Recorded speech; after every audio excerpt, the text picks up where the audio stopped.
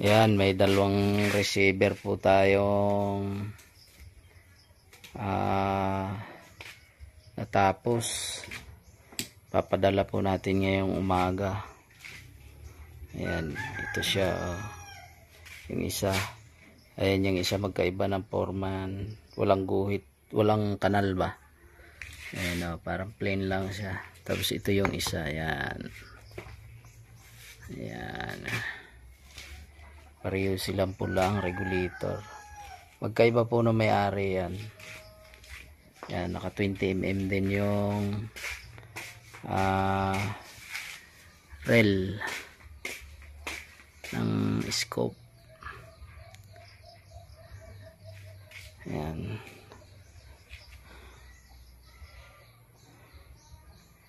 Tapos ipapaka natin. Taon kunin mo yung medyo maitim. Papa clean wrap natin.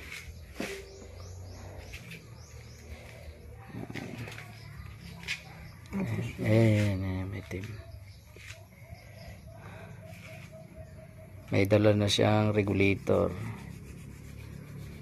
Ayan. May dala na siyang regulator.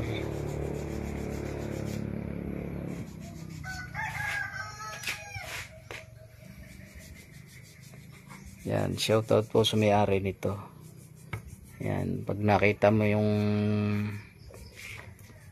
video ito, yan, sa iyo yan. Hindi na natin napangalanan. With regulator. Yan. Binayaran nila sa atin yung regulator na yan. Nakasit na yan sa 1.8 output. Bahala na siyang kung gusto niyang pababain yung output. Yan, yung hammer natin. Crack natin mga boss. Ayun yung isa, pinapalinisan natin yung isa. Ayun yung isa.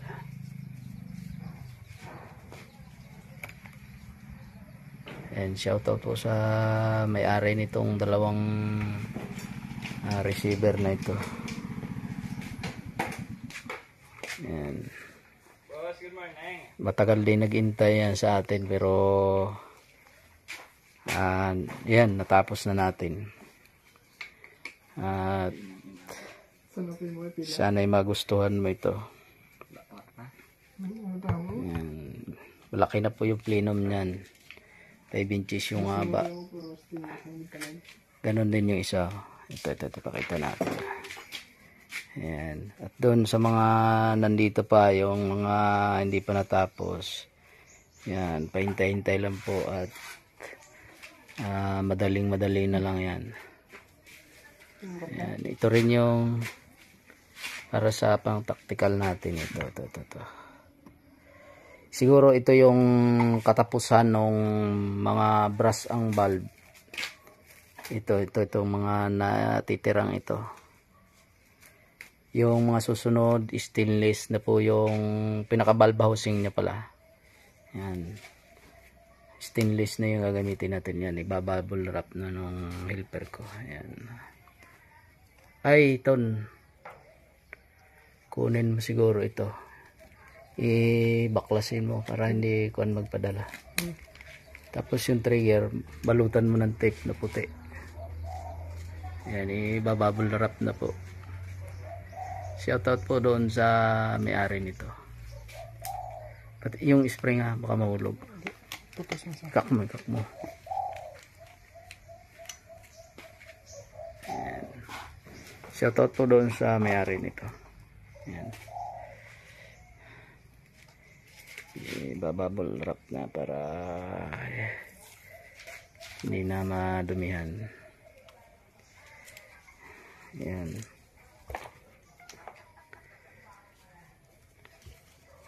Magiging stainless na mula doon sa valve housing, hammer, at ito. Yan. Yung pinaka lagay ng spring. Yan. Kasi hindi ko na, para makakuha naman tayo na yung ating gawa ba may kumbaga na i-upgrade natin kahit papaano. Yung mga swing natin mga boss, yan, ganyan yung ating swing ngayon. Maliliit na lang yan mga boss, napakaliit na lang nung swing natin ngayon. Ito yung may ukit dito, yan, bali request niya yan sa akin, pero halos ang kadalasan natin ngayon na ginagawa puro ganito na lang. Yan, puro ganyan na lang, plain na lang, kasi nagpaplano ako mag-anodizing. Kaya kinukuha ko na yung may mga ganito, parang ipipiece out ko na, kumbaga magiging plain na lang yan, para doon na lang tayo babawi sa pag-anodize. Pero hindi pa naman siguro ngayon, kasi kinukuha ko pa yung mga gagamitin ko sa pag-anodizing. Pre-prepare ko pa. Ayan, magiging stainless na yan. Yan yung ating valve sa susunod, siguro next month or sige, next month na natin gawing stainless yan, yung mga ganyan. Ito yung huling katapusan ng hindi stainless, yan yung mga naka-prepare na ito, yan yung mga naka-prepare na yan.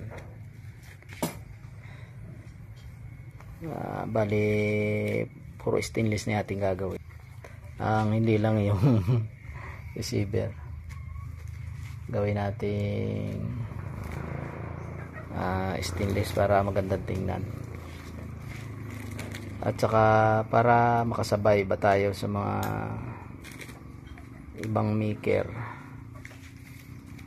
kasi halos stainless na ngayon yung mga ginagamit.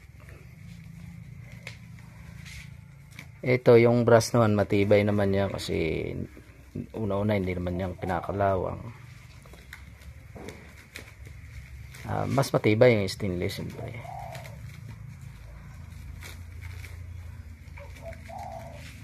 Ayan. Ay, padalan mo ng o-ring tol, tag isa sa swing, at tag isa yung pang swing na yan, padala natin ng o-ring mga boss. Ayan, nakabalot na po yan. Matagal yan sila naghintay sa atin, pero ayan na yung sa inyo. Yan, tapos na.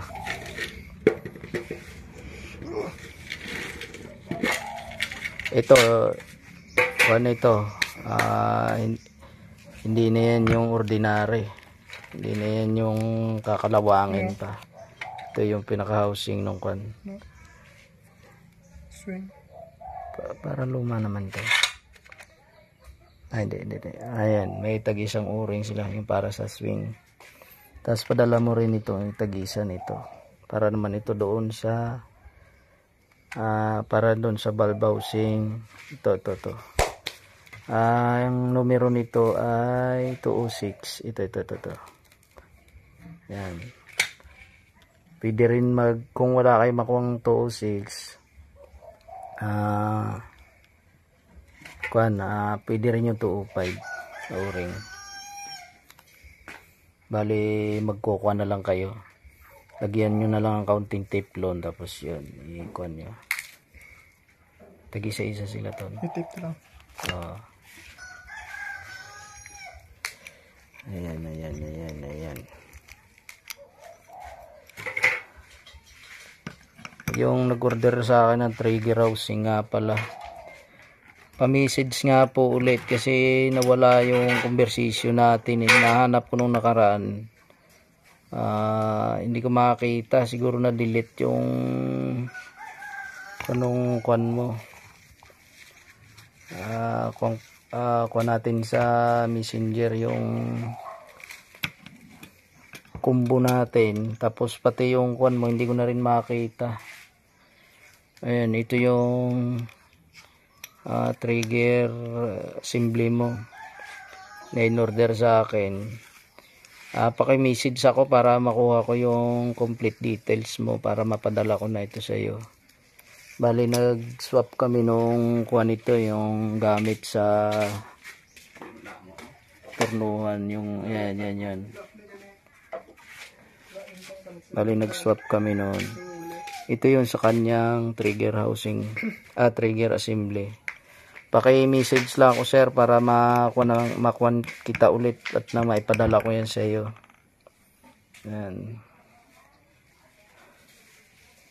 Ayan, hanggang dito na lang mga boss. At dito sa mga natitirang mga kuha na ito, ayan, pahintay-hintay lang, madali na lang yan. Ayan. Kahapon hindi tayo nakapagtrabaho kasi inaatake tayo ng sakit natin.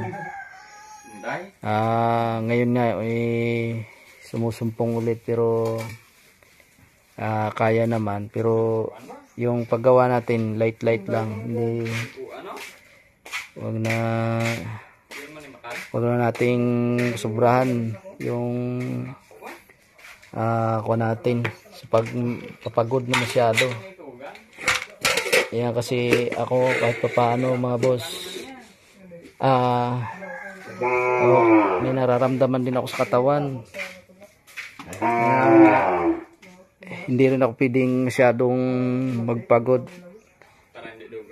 Kaya pinipilit ko lang kasi kailangan.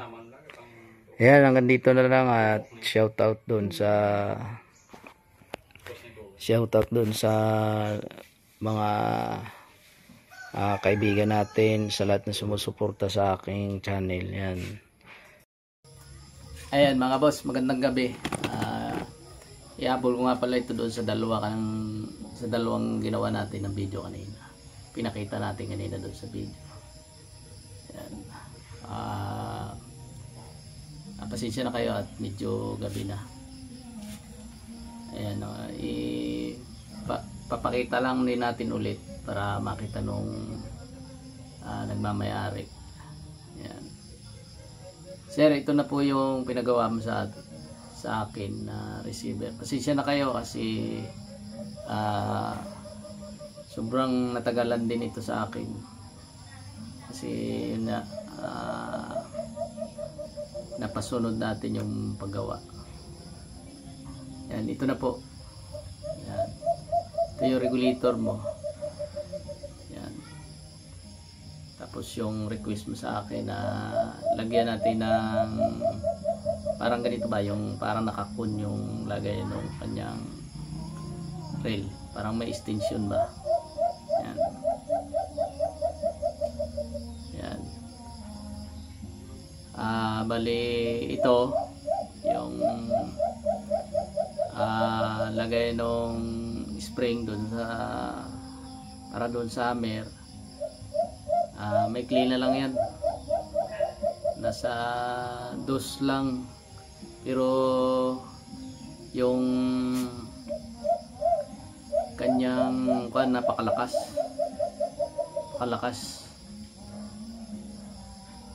ang kanyang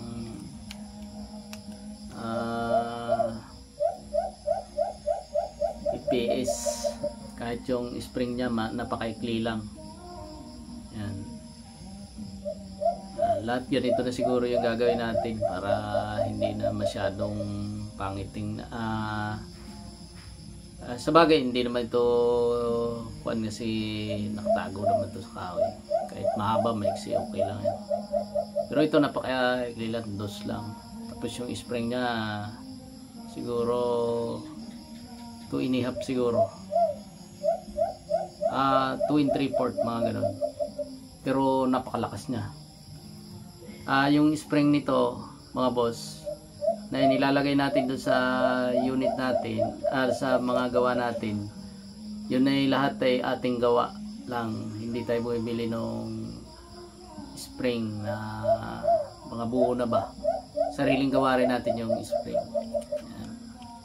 Sariling gawa lang natin. Yan. Ito na sir, sana ay magustuhan mo ito. Ito na yung receiver mo. Ayan. Nihabol ko lang doon sa kanina na ipinakita natin kasi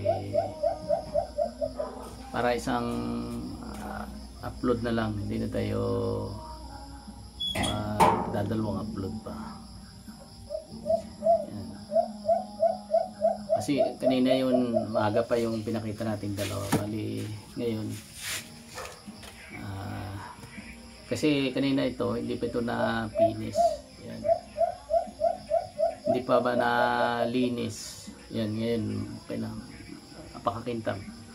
Pwede nyo makita yung mukha nyo rito.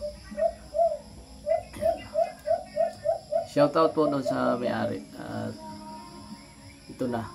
Yan, hindi na natin papatagalin at ang importante lang ay na pakita natin sa inyo. Yan, 1.8 yung regulator na. Shoutout po sa inyo, sir.